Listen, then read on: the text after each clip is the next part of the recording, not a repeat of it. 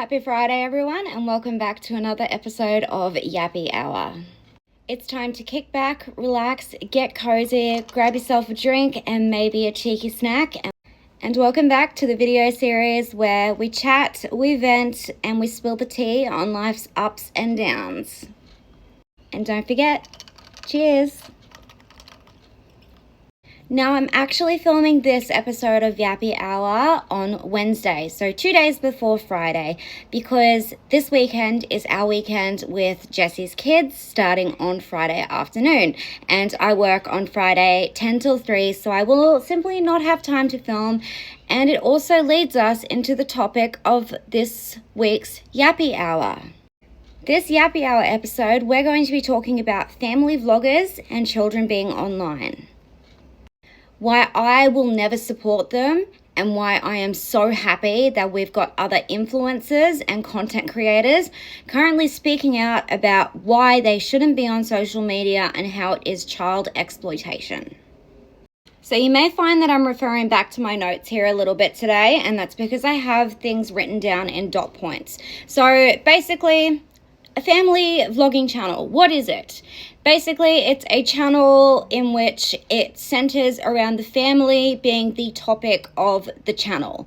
The kids, dropping the kids to school, making the kids lunches, the kids' bedtimes, and always making sure the child is the focal point of the video. And that is just exploitation, plain and simple. An example includes Ruby Franke. If you guys haven't heard about the Ruby Franke story, let me enlighten you. I'm going to read directly from the notes here so I don't get it wrong. So, Ruby Franke, the mother behind 8 Passengers, was known for her harsh and sometimes cruel parenting methods, such as taking away her kids' beds as punishment and refusing to feed them as a disciplinary measure when they refused to film. I could go down a list about 5 miles long of people that just do family vlogging that all do it in the wrong way, in the way that is exploiting your children. So one of my first points is kids aren't old enough to understand the implications of them being on social media at such a young age. Our frontal lobe isn't even developed into our mid-20s, let alone when you're 5 or 6 years old. Your child might see it as fun at the time, but what's that child gonna think 10, maybe 15 years down the track? Is the child gonna look back and be like, you know what? My parents used me to get internet clout, to get sponsorships, to get money, to get this, to get that.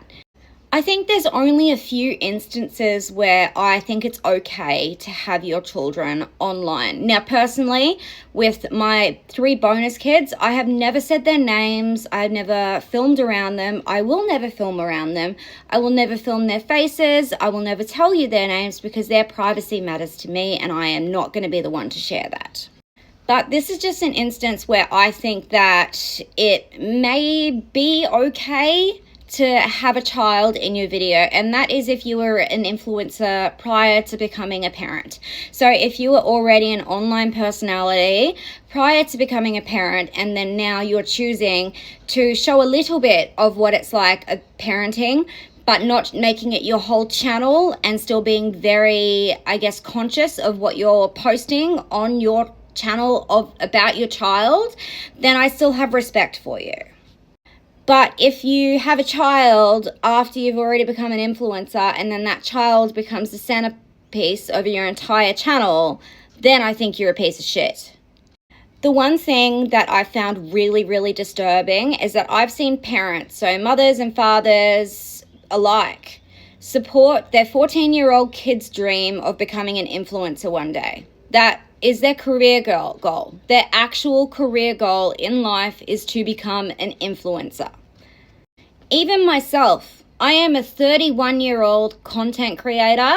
I never want to become what they call an influencer. I only ever want to be someone that creates content, because the influencer term is just, for one, it's cringy as fuck, and for two, there's so much bad media around it because people lie and they completely change their personalities and they just show a highlight reel of their life.